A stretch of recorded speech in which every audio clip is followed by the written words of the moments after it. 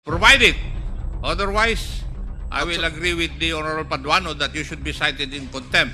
Kasi ang tinanong ko lang sa iyo is, did you ask for the details or binolunteer ng AMLAC? On record, there is a such thing as 5.1 billion.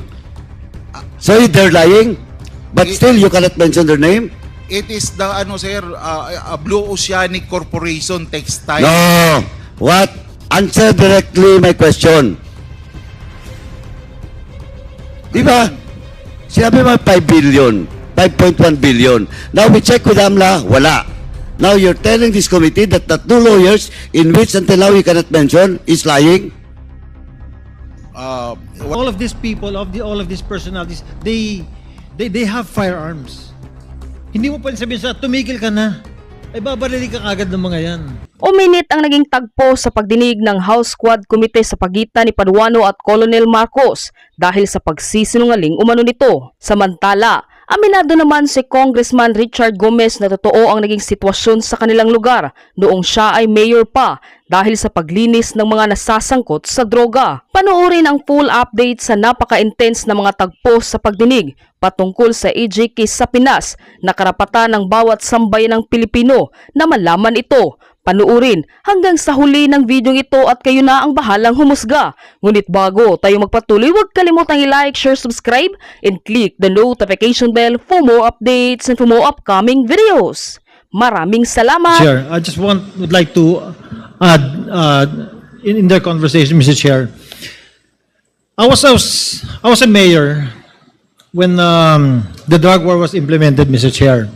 And let me tell you, nasa lahat ng implementation sila against the fight with the fight against drugs, hindi ka pwedeng lumapit sa drug pusher o sa drug lord at sabihin mo, pwede ho ba tumigil na ho kayo? Kasi lahat ito, all of these people, all of these personalities, they have firearms. Hindi mo pwedeng sabihin sa tumigil ka na. Ay babarili ka agad ng mga yan. So during the implementation na nanguhuli sila at hinaharang nila to, nagkakaputukan talaga, and that is really true. Sad na may namamatay. Sad pati yung polis na sasama. Pero inuutusan yung polis eh. Trabaho nila, Mr. Chair, pag sinabi ng higher up sila, gawin nyo ito. They will do what they are told. And that's the reason na marami namatay. Both from the civilian, both from the police, pati na rin yung mga drug personalities. Now, Mr. Chair, in our conversations, there are two more items that I'd like to bring up, Mr. Chair. First, when Mr. Kerwin Espinosa said na lahat ng sinabi niya sa Senate eh hindi totoo. That is an institution that we also have to protect. What if he will go into another investigation and he will say that everything he said here is not real, is not true? So, ano yung pinanghahawakan natin lahat in both institutions of the Senate and the House? And second, it was Colonel Marcos who was head of the CIDG in Leyte at that time during the killing of the father of Kerwin Espinosa. And ang haba nung sinabi ni Kerwin, but we haven't heard yung side, Mr. Chair, ni Colonel Marcos kung ano yung masasabi ni Colonel Marcos regarding sa mga nangyari sa event ng pagkamatay ng father ni Kerwin Espinosa. So, Mr. Chair, will it be possible to hear aside from Colonel Marcos against sa sinabi ni Kerwin so that we can hear both sides? Yes, kanina earlier when Congressman Rog Gutierrez and other members were asking questions to Colonel Marcos, sinasagot naman ni Colonel Marcos yung patungkol doon sa kwento sa totoong nangyari doon sa loob ng kulungan sa Leyte. Bye-bye. And somehow he has already given some information to the committee as to kung ano naman yung side o yung version ng story on the side of Colonel Marcos. Yes, earlier, may mga comments na dinagdag si Colonel Marcos But we reminded him na hindi pa pwedeng sumobra yung kanyang sagot dun sa tanong na tinatanong ni Congressman Gutierrez, and we promised him that we will give him time later on before we shift to another topic para magkaroon din ng pagkakataon siya sa committee ito na magkwento o mas masagot yung mabigyan ng isang side o isang angulo yung sinasabi naman ni Kerwin Espinosa. And we will give him that later, Your Honor.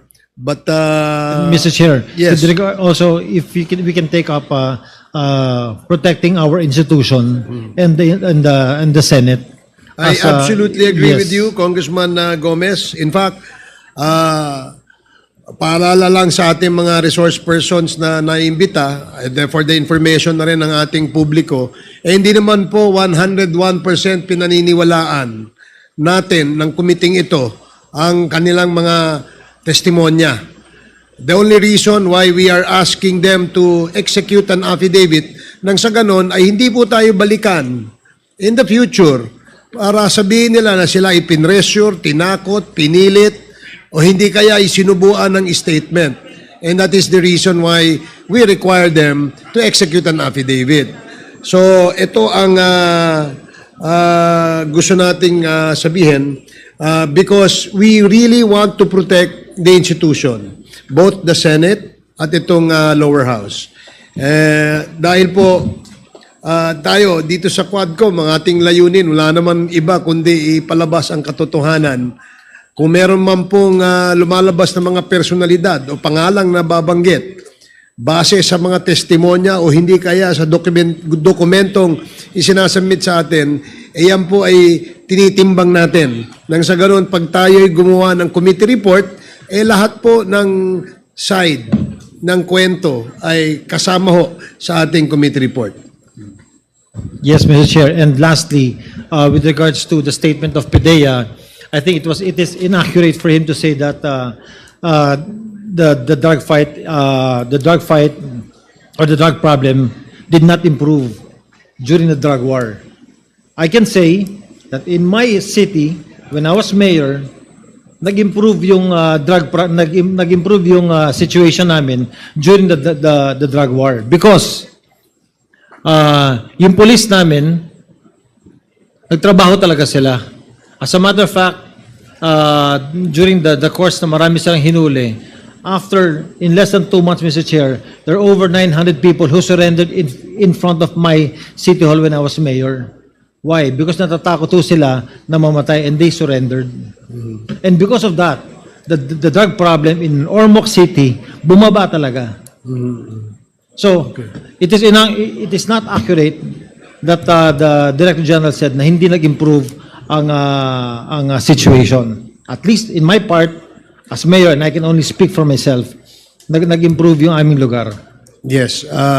May we now ask PIDEA to categorically state, is this the opinion of the Director General only, or this is based on reports or facts that were gathered by the PIDEA when you said that it did not improve?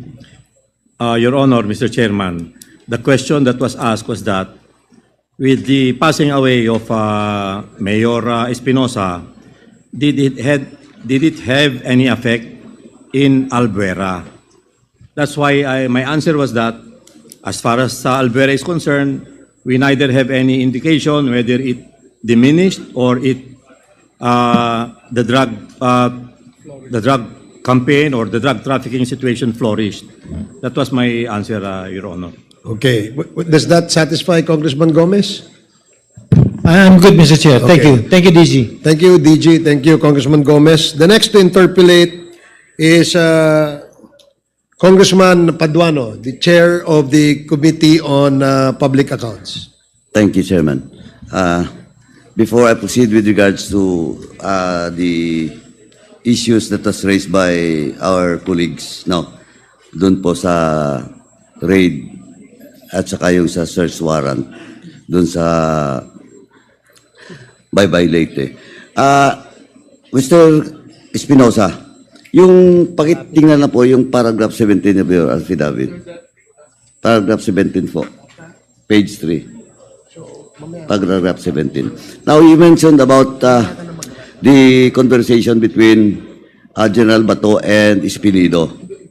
Gamit ang cellphone niya para tanungin siya tungkol sa CCTV footage ng Zilan Hotel sa Albuera, Leyte. Do you have direct knowledge or any knowledge about this CCTV footage? Sa panahon na yun, meron kasi kasama ako ng daddy ko na nag-abot ng pera kay Sir Marcos. So yung CCTV na to, na footage, is all about the footage that was taken in that hotel when you give the money to Colonel Marcos. I'm not the one who give the money, but ang papa ko ang nagbigay, nag-on hand sa kanya. Okay. And Mr. Chairman, just to put on record that we need to again invite Colonel Espinido with regards to this CCTV footage doon sa Celan Hotel in which the allegation of Kerwin Espinosa is with regards to the money being handed to Colonel Marcos from his father. Tama? Yes po, Okay. Mr. Chair. Okay, now, Mr. Chairman, can we request the COMSEC to invite in the next hearing Colonel Espinido? Kailangan niya pong sagutin to. Next. Comsec, can you take note of the request of Congressman Paduano to invite Colonel Espinido? Next, dun po sa page 3, paragraph 16 to 20. This is all about the conversation between between Bato de la Rosa and Espinido, and at the same time, yung pag-uusap nyo ni former General Bato de la Rosa, now Senator Bato de la Rosa, you mentioned that during that conversation, your mother is present. Can you confirm it? Yes po, nandun po yung mama ko. Narinig At ba ng... hindi lang po ang mama ko, pati yung kapatid ko na isa. Who is the name of your brother, sister? Sister. Sister? Who's the... Mariel Espinosa. Mariel Espinosa. Salepa Eslabon Espinosa. Narinig po ba nila yung pinag-uusapan? Opo. Sigurado ka? Sigurado ako kasi nasa dito ako halimbawa, dito ako nakapwesto, ang higaan ko ay dyan lang sa first na upuan. So, ang kausap mo noon, si General Bato de la Rosa. Opo. Ang pinag-usapan niyo tungkol doon sa CCTV at sa plano na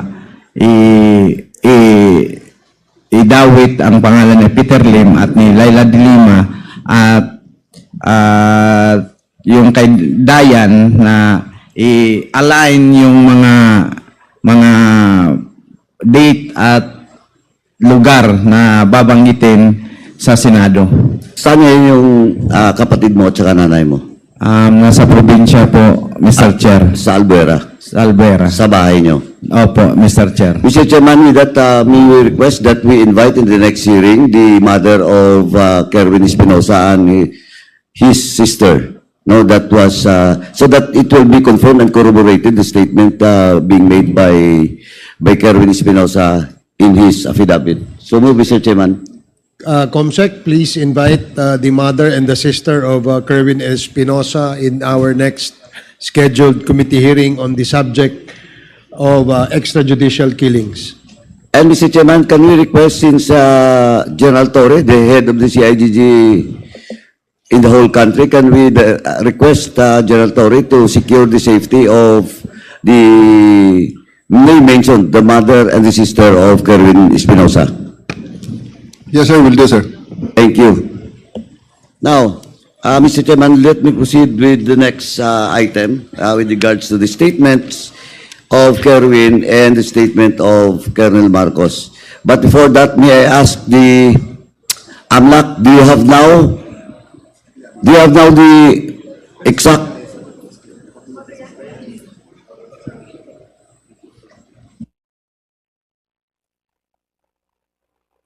Before AMLAC, Mr. Chair, to answer, when Congressman Kong asked the CHR with regards to complaints and complaints on extrajudicial killing, on the records, you mentioned about police officers involved.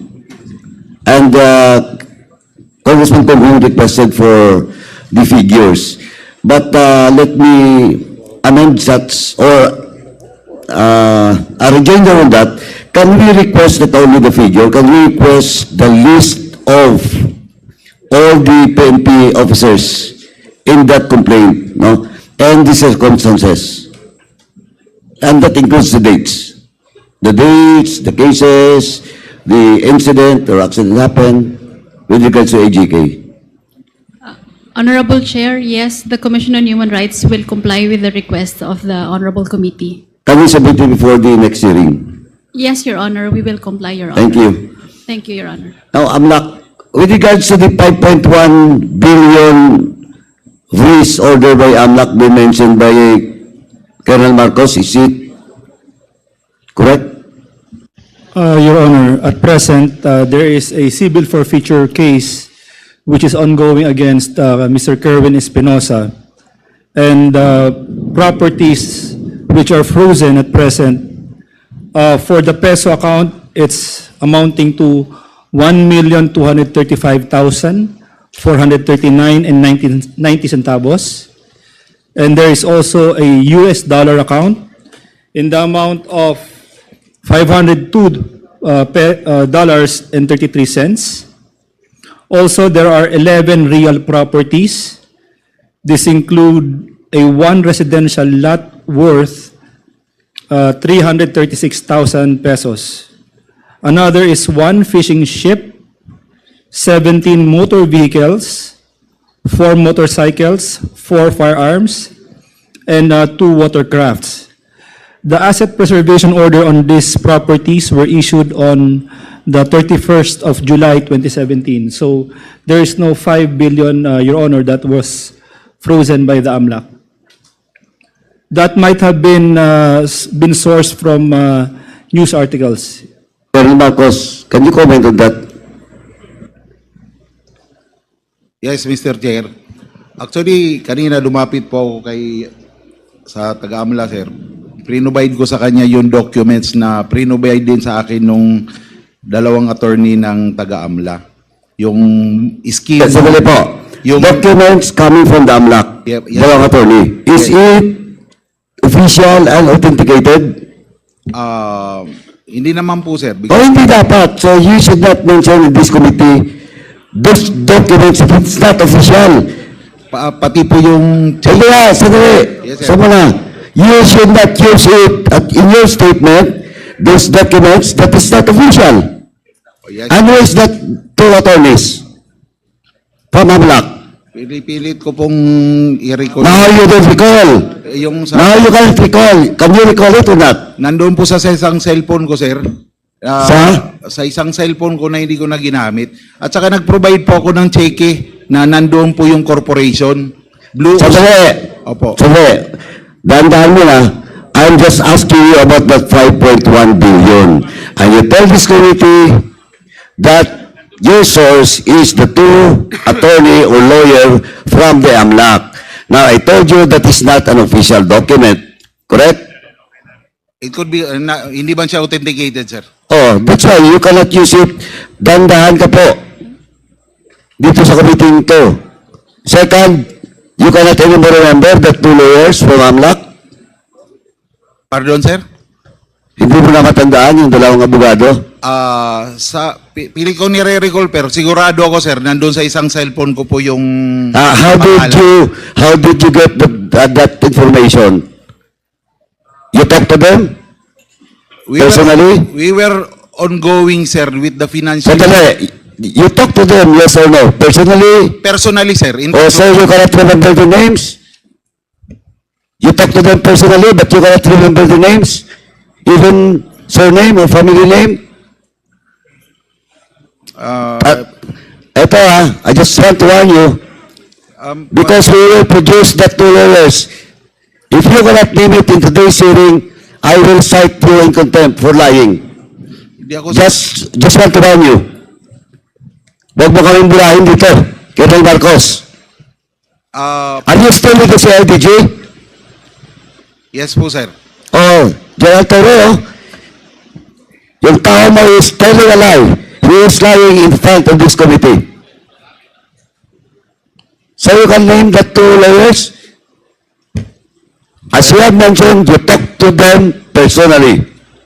But now you cannot mention the name. 2017. It was 7 years ago. Okay?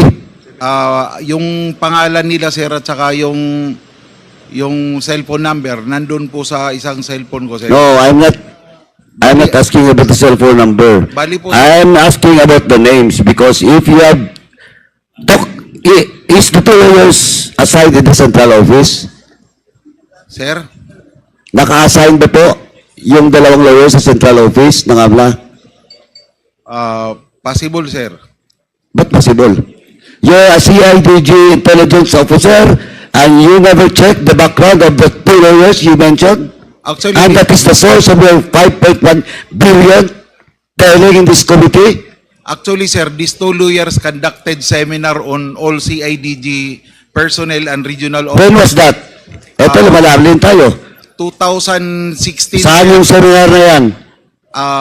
It was 2016, sir. Training kami pertaining to money laundering. Saan yan? Dito, sir, sa Manila, lahat ng RC. Saan sa Manila? Isang hotel, sir. Saan hotel? Hindi mo na naman matandaan yung hotel. Actually, the training, sir, is mandatory for regional. Hindi nga, I'm asking about the hotel. You cannot mention the name. Now you're telling us that there is a seminar in that hotel. And what is that hotel? Because we have to check that hotel. If indeed there's seminar on that day. I'll try to recall, sir. Doon ko po nakilala yung dalawang lawyer. Eto, Colonel Marcos, ha? Eto, I just want to warn you. Mr. Chair, Eto, this is your first offense of lying. Mr. Chair, Yes. with the indulgence of the Honorable Paduano, With the indulgence of Congressman one Paduano. question lang, one question. Yes, Congressman Naakop, you're recognized. Colonel Marcos, yung information regarding yung 5 billion ba, was it voluntarily given you or did you ask for it? It was voluntarily given to me, sir. Then Because it is mandatory that you recall the names of the two AMLAC. Because that is not appropriate. yes, sir, I will give, sir, the two names, sir. Kami nga, hindi nga namin basta-basta makuha yung kung walang predicate crime eh. I will provide the two names, sir. Yes, Because provide it. Otherwise, I will agree with the Honorable Paduano that you should be cited in contempt. Kasi sinagot mo yung katanungan sa katanungan ni Honorable Rodriguez Gutierrez kanina. Yes. sir, Ikaw ang nag-volunteer nun na yung kwan ni Mr. Espinosa, ang transaction is worth 5 billion. can I explain a little, sir?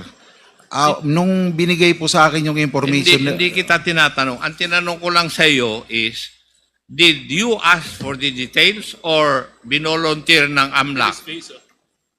it was voluntarily given to me kasi mayroon po silang binigay na documents on the scheme of the money laundering. Nandito po sa cellphone. Yun po ang binigay. Thank you, Honorable Paduano. Chairman, kaya Please proceed. Amlak, is it normal? Kasi kami dito, pag nag-request kami, doon sa freezing of assets, ang daming requirements. But, Colonel Marcos is telling this committee na binigay sa kanya voluntarily that allegedly that 5.1 billion asset. And looking at your records, nandito ngayon hawak ko, and you mentioned it, wala. Di ba? Kaya is it normal, AMLAC? Your Honor, for the meeting that Colonel Marcos mentioned, well, it's usual occurrence for us to have coordination meetings with our counterparts, Your Honor. But as to the disclosure of transactions, I'm not really sure if, but me as an investigator, when we conduct these meetings, we don't readily disclose information because of the bank secrecy law and Sir, Section 8 naalala of ko the- na. Si General Lubusan, sir, yung dalawang lawyer na taga-AMLA, inutusan niya, sir, na pumunta ng Tacloban para harapin ako, sir, because I was ongoing investigation on a Metrobank account also pertaining to drug money. Ngayon, sir, kaya ako na-meet, sir, yung dalawang lawyer. Hindi ko naman sila personal na kilala, pero sinabi ni General Lubusan doon sa AMLA dalawang lawyer, pumunta kayo kay Colonel Marcos sa Region 8. You coordinate with him. He will give you all the information. Oh, Colonel Marcos, you're now changing your story. Tama? It is how I meet, sir, the two lawyers. Sandali. Opo, sir. So you're now changing your story? Yes or no? Hindi naman po, sir. Doon ko sila... Anong hindi? You tell this committee a while ago that during your seminar, then all of a sudden, inutusan na certain General Robusa, eto, problema pa, papatawag namin si General Robusa. And if he deny it, lagot ka. Both occasions, sir, are true. Yung una, sir, na-meet ko sila dahil pinapunta sila ni General Ubusan sa Region 8. Mag-coordinate sa akin. Dali. After that, sir, dahil hindi si kumbinsido yung taga-AMLA sa knowledge namin pertaining to financial investigation on money laundering, nagpakandak po si General Ubusan ng seminar. Yun po. Doon ko na naman sila po na-meet uli. So nauna yung pagpunta nila sa Leyte. It was the first time that I met them kasi inutusan silang pumunta ng OTSO para mag-coordinate sa akin, may bigay ko yung mga impormasyon na kailangan nila. At the same time, sir, na-convince sila na yung mga chief ng CIDG hindi equipped pertaining to financial investigation. Mr. So, Chair. nagpakandak ko, sir, ng seminar. Mr. So Chair. you're, with the indulgence of General Akop, Chairman Akop after me. Ito na lang po, is you're telling that the two lawyers you cannot mention is lying? Lying po. Lying. Because on record, there is a such thing as 5.1 billion. So they're lying, but still you cannot mention their name? It is the, sir, a Blue Oceanic Corporation Textile. No. What? Answer directly my question. Di ba? Sinabi mo 5 billion, 5.1 billion. Now we check with AMLA, wala. Now you're telling this committee that the two lawyers in which until now we cannot mention is lying? Wala naman sila dito, sir, para i-deny yung sinasabi ko. Hindi. This is record. Nako, Colonel Marcos, are you a lawyer? Hindi naman po. Oh, wag kang mag-lawyering dito. Hindi po ako Mr. nagdolori. Papalusot ka, I am not a lawyer. Pero hindi ka pwedeng lumusot dito. Sir, it's an honest to goodness information, sir. Wala akong motibo, sir, na... Hindi, kaya nga yung tinatanong ko, kasi kanina hindi naman tinanong sa'yo, ikaw mismo voluntarily, when you are being asked by Kong Rods. Now, hindi mo ma-mention yung pangalan. Now, nandito na yung dokumento, official document. O still, are you insisting? Yung po kasi ang binigay na info sa akin, sir. You cannot produce the name. Then you will tell this committee that you're telling the truth. Nandun kasi, sir, sa isang cellphone ko yung pangalan. Pinipilit ko pong i-recall, sir. Pasensya na po. Bakit anong nandun sa, binigay ka ba ng cellphone number? Nirecord ko po yung mga pangalan niya, sir. Or do you have the document, official document, that you were ordered by a certain General Bosa to meet that to AMLAC personnel or lawyers? Tinawagan lang po ako, sir, ni Oh, yun ang Director. problema. Because that instruction is verbal. O, verbal, sir. Oh. So verbal, okay ka? Sir? Okay sa'yo na verbal. Verbal instruction. Bali, tinawagan ako ni General Lubusan na may pupunta sa... Hindi kaya nga eh. Okay sa verbal. Instruction. Na napaka-sensitive.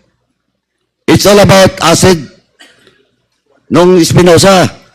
Oh, they were ongoing investigation noon, sir. Oh, yun yung problema mo, Tony. Ongoing po. Colonel Marcos, yun ang problema mo. Eto i-hold ko muna. Yes, Chairman Akop. Mr. Chair, Ang tanong ko lang, sabi mo na naman ngayon, nautusan ka ni General Ubusan, who I presume was the chief of the CIDG then. Yes, sir. Siya ang boss mo. Inutusan o sinabihan ni General Ubusan yung dalawang AMLAC na pumunta sa iyo kasi ikaw ang nakakalam. Tama ba yung pagkarinig ko sa sagot mo? Opo, sir. Tama po, sir. Ano yung bagay na iniimbestiga ng AMLAC?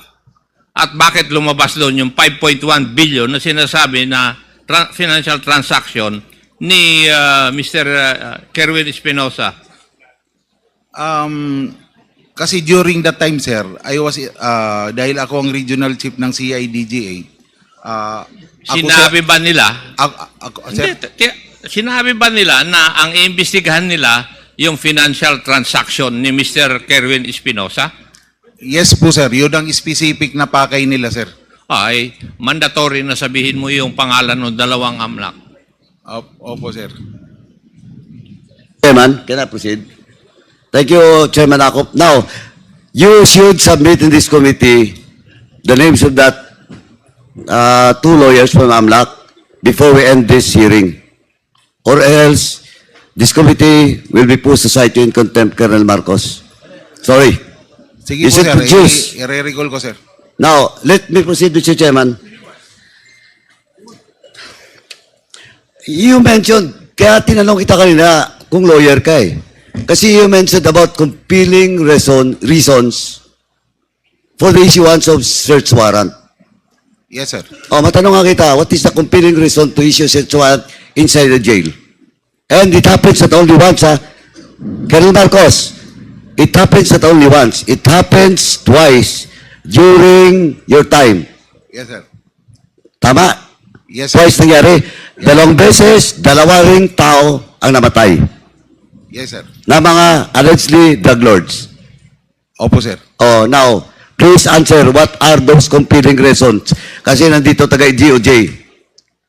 Tatanungin ko, Yung usually, sir, pag nagkakaroon kami ng application on other areas, hindi doon sa jurisdiction ng judge, sir, na nakakasakop doon sa dapat applyan namin ng search warrant na lugar.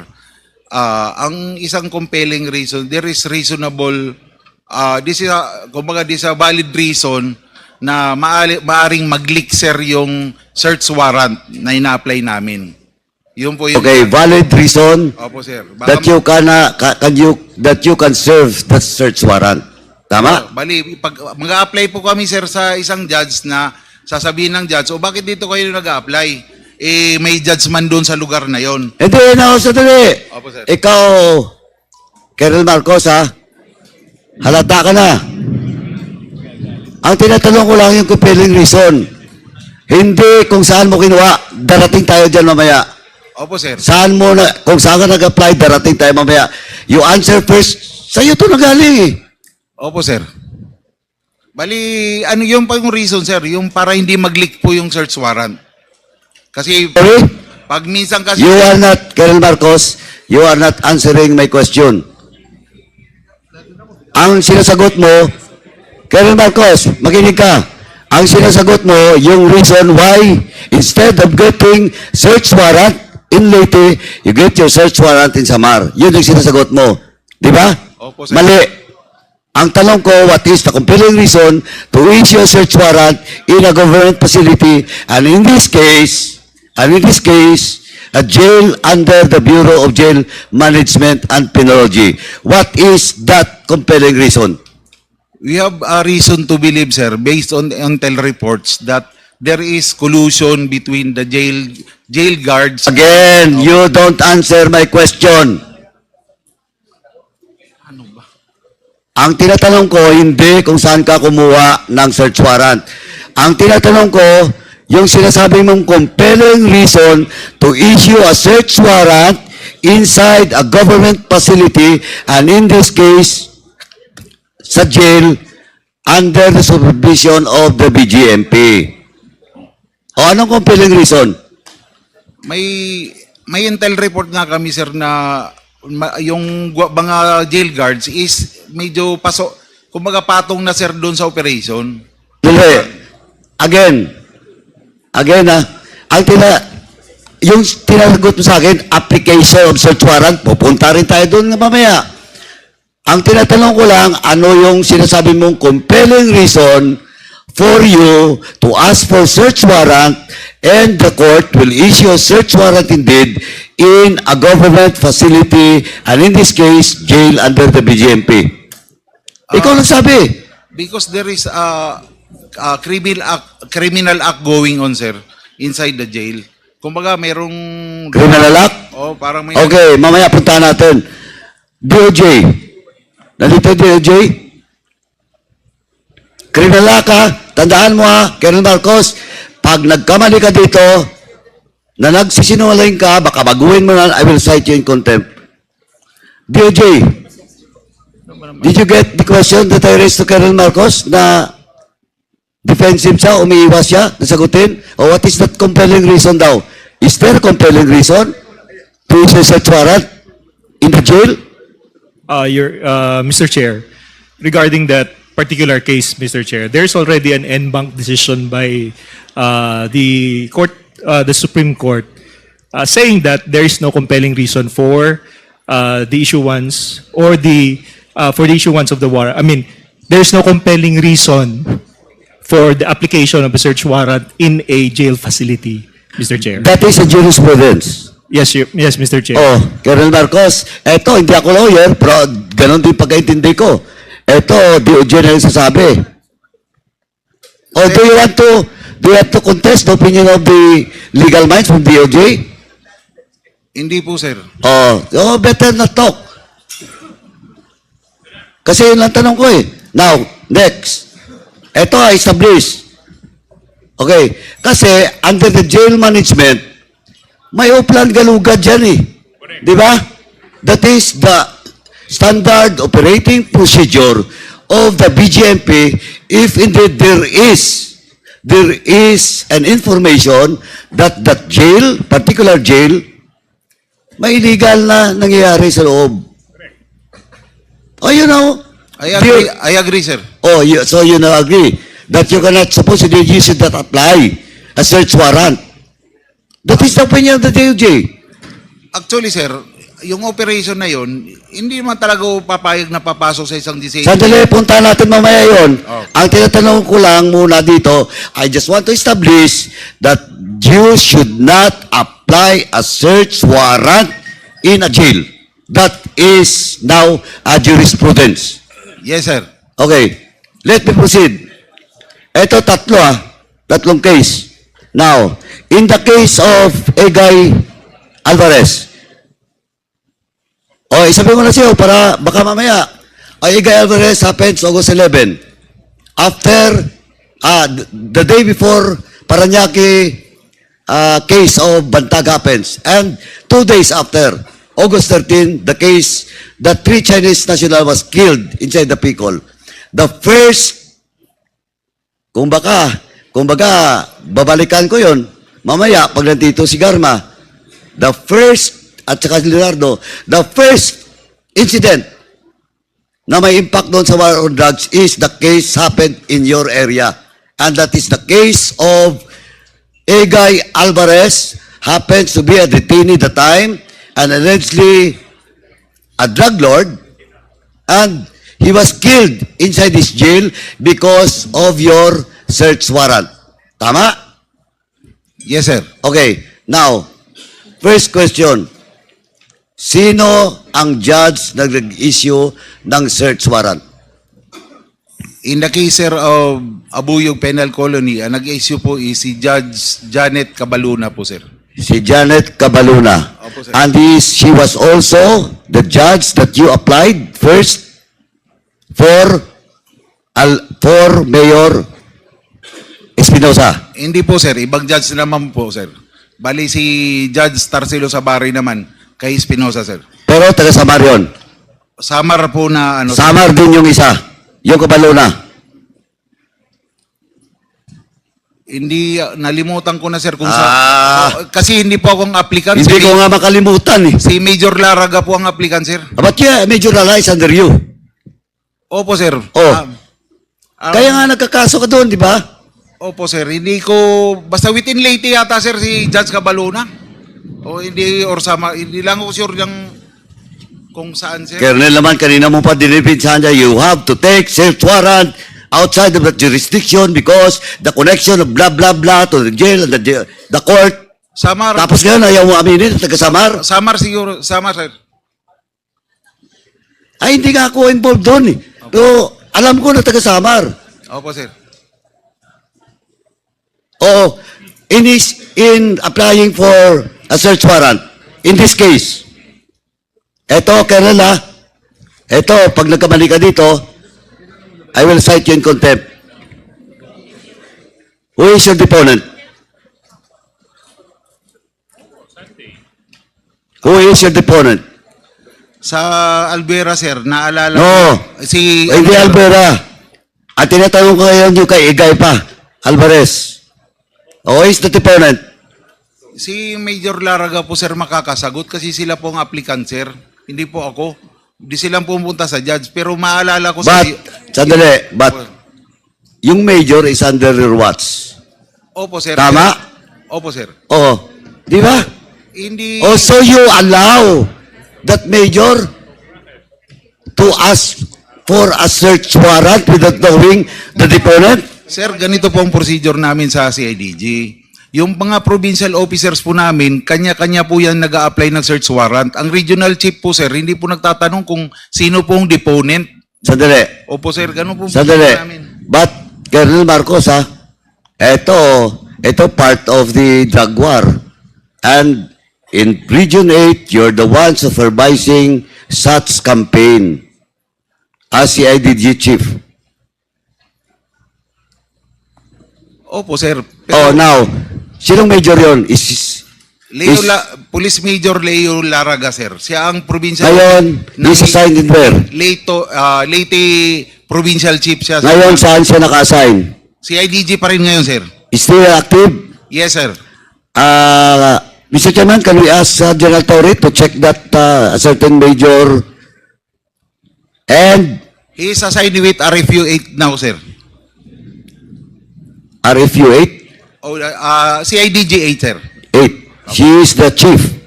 No po, sa ngayon siya ang chief investigator yata doon sir. Oh, can you call him?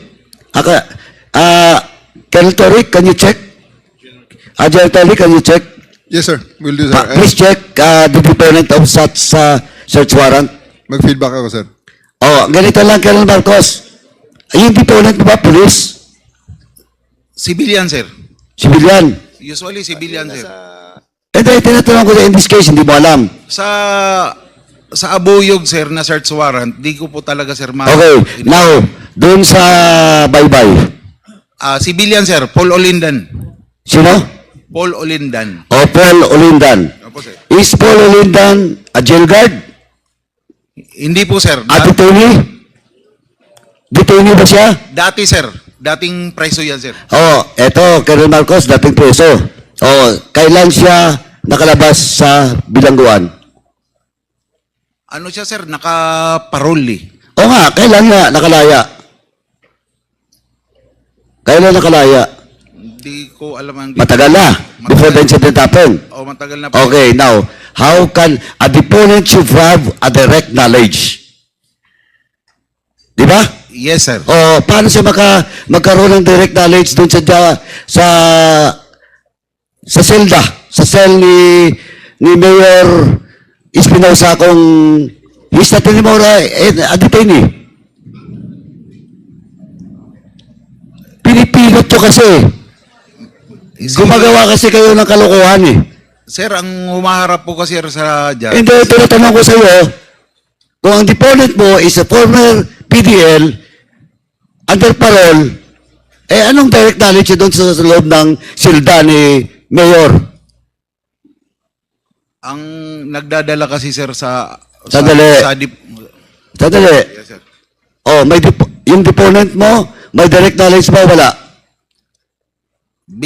It will be based on the appreciation. Hindi nga, ito nga ngayon, tinatanong kita, he's not anymore a PDL, under parole, he was not there in the jail, and still you use him as a deponent because you have something plan, a different plan for Mayor Espinosa. Oh, Mr. Chair, clarification, Mr. Chair. yes. This Yes, related to regarding the this question, issue, sir. Mr. Chair, yes. Okay. I'd like to ask in layman's terms, Mr. Chair. Dahil gusto nilang gawin, dahil yung police gusto nilang gawin yung trabaho nila, na makakuha sila ng search warrant, kasalanan ba nila na yung judge ang mag-issue ng search warrant? Now, if there is a jurisprudence from the Supreme Court, bakit nag-issue ang judge? Hindi, yun na nga eh. Ang point dito is, May. deponent per se should have a direct knowledge. And of course, may problema ang judge. But at the same time, may problema kayong mga police. Alam mo bakit? Because you're forcing it to have a deponent without direct knowledge and you talk to the judge, in which ang judge ito may problema din, then you operate not on the reason of the items supposedly under the search warrant. Yun ang malinaw eh. Namatay si Egay Alvarez. Eh, hindi ko sinasabi na he's not a drug lord. In fact, ako alam ko, he's a drug lord. Pati source niya. Pati yung namatay dun sa Dapicol. But of course, it's a different thing. It's a different story. We're talking about extrajudicial killing here. And hindi to simpleng coincidence. Hindi simpleng coincidence. Kasi dalawang jail sa Leyte ang nangyari, you serve a search warrant and the result is namatay yung mga allegedly drug lords or narco drugs, politicians. Yun pong totoo. Di ba? Ang sinasabi ko, I am not defending here the drug pushers, the drug lords. But what I'm saying is, you're violating the law. Because you have a different purpose in getting the search warrant. Yun ang malinaw. And history is telling us now, it never happens na lumabas ang katotohanan during the previous administration because that is part of the drug war. Yun ang malinaw. Chairman Akop? Congressman Paduano, kindly wrap up. Chairman Akop, I thought you will Anyway. Now, Colonel Marcos, you produced the deponent. The names of the deponent. I will call Major Laraga, sir. After the, tatawagan ko kagad. Ayun, si General Torre. At the same time, the deponent doon sa sa bahay ni Espinosa. Opo, sir. Tatanong ko po kay Major Laraga kagad. General Torre, kindly check, please. Yes, sir. I'm Kindly already wrap up, talking to Congressman Paduano. the regional chief, sir. We are asking for the deponent and the applicant, sir. And you produce, Attorney Colonel Marcos, the names of that lawyers within the day. Yes, If you sir. cannot produce those name of lawyers,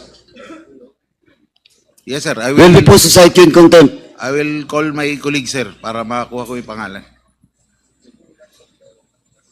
Now, you're saying about the involvement of the jail guards, di ba? Kaya kumuha kayo ng search warrant doon sa kabila, sa Samar, instead of getting it in Leyte? Yes, sir. O now, dahil, ba't doon kayo kumuha ng search warrant? Why? Sa Samar, sir. Yeah. Ba't doon sa Samar, not in Leyte? Ganito po yan, sir. Si Major Laraga po, yung provincial officer ko, they are po the operating arm of different provinces. Pumunta po sa akin, sir, mag-apply po ako ng search warrant. Sinong applyan mo? Ito, sir, may input tayong ganito, ganito, ganito. O sige, i-apply mo ng search warrant. Kung i-approve ka ng judge, implement natin. Ngayon, sir, hindi man po lahat ng search warrant na ina-apply ng CIDG or ng provincial offices, ina-approve ng judge. Marami din pong dinideny. Ngayon, nataon, sir, si Major Laraga, pag-apply niyan, na-approve, in-implement po namin, sir. And then, hindi pa sinasagot yung tanong ko eh. Why not in Leyte? Why in Samar? Isa rin yun, sir, sa tinanong ko kay Major Laraga, bakit sa Samar ka mag-a-apply? Sabi niya, sir, pag dito ako sir nag-apply sa baybay o dito sa malapit sa atin, yung mga empleyado dito, mag-interconnected yan. Mamaya matawagan sir na may warrant tayong isi-serve. Yun ang binigay niyang reason sa akin. Eh, ano yan? Teorya niyo yan. Yeah, presumption nyo. Diba? Assumption po ni Major Laraga, sir.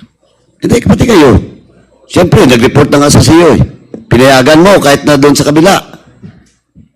Yes, sir. Oh, Nag-okay diba? ako sa kanya, sir. But a while ago, you're talking about the collusion between the alleged drug lord and the jail guards. Di ba? Sinabi mo yon? Yes, sir. That is also based on the intel report submitted by Major Laraga. Major Laraga? Yes, sir. Leo Laraga, sir. Siya yung ano? Siya yung na-demote Oh, sir. Bali from na-demote yan, sir. because of? Under appeal sila sa NAPOLCOM. Hindi, Those tinatanong of because the of? administrative charge, sir, pertaining to the Espinosa case. Okay. Now, ganito lang yun kasi, Colonel eh. Kasi if you have strong evidence or data, no evidence, with regards to collusion between jail guards and the drug lords, did you file a case against those jail guards? Hindi po, sir, nag-file si Major. Hindi kami nag-file, sir. O bakit hindi kayo nag-file? Kasi, di ba, kaya nyo kinuha yung search warrant sa Samar, not in Leyte because you believe that there is collusion between drug lords and the jail guards. So why didn't you file a case against the jail guards? Sometimes kasi, sir, intel reports doesn't stand in court. Hindi po tatayo sa korte ang intel report, sir. Yun yung problema eh. Kindly wrap up, Congressman Paduano. Anyway, hindi pa ako tapos sana. No, you will have your time. Anyway. After this round, we will have another round because we still have another resource person that we will have to present before this committee. And then, I will guarantee you that you will be the next interpellator in the first round of that particular resource person. Mr. Chairman, magkakasunod-sunod kasi ito, baka malaman pa ni Colonel Marcos. I will just hold my questions, Mr. Chairman. But again, I just want to manifest once again that Colonel Marcos should submit to this committee the names because before this hearing ends, in today's hearing, because I have to talk to that lawyer. Nandito naman po yung AMLA. Okay. Then, yung question of the names that we asked about the deponent. Sir, I will call Major And Lara. then, nandun si General Torre din is now communicating, I think, he's now communicating with Major Lara. May mga tanong pa ako doon. Marami pa po. Now, lastly lang pala, Mr. Chairman, can I ask the, baka makalimutan ko, can I ask the DOJ, what are those reason or requirements, legal requirements that the case of Igay Alvarez, in the case of in which and the case of Mayor Alvera, in which police officers are involved in the death of those allegedly detained drug lords. What are the basis or reasons for it to be reopened? I'm very again, Mr. Chair, I'm here actually for the Pogo related issue, so I'm not very familiar with their cases, sir.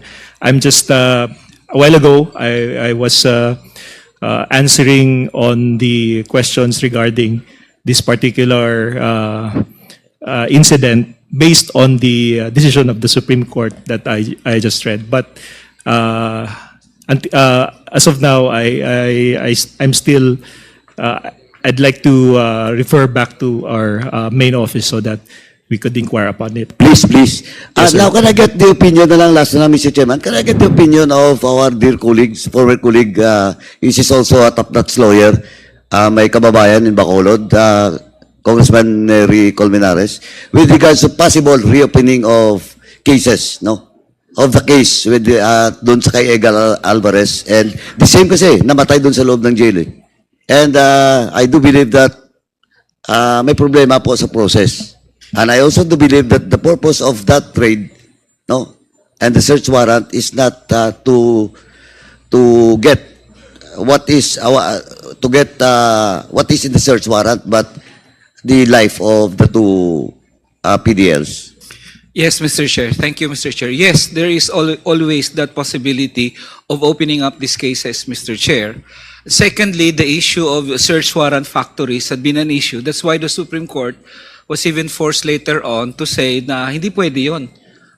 You're using, because many people died because of these search warrants issued by Metro Manila judges, Mr. Chair. So, in cases such as this, misuse of the legal processes of the law, or heinous crimes like, crimes against humanity, for example, Mr. Chair, this can always be opened anytime, Mr. Chair, especially since they do not prescribe, Mr. Chair. Thank you, Mr. Chairman. Thank you, Congressman Nery. Thank you. Thank you, Congressman Paduano. Colonel Marcos, huwag ka munang umalis. Hanggang alas 12 tayo ngayong gabi, and we will definitely come back to you during the second round. Now, the next to interpolate is Congressman Acop and then Congressman Abante for the wrapping up before we proceed with our next witness.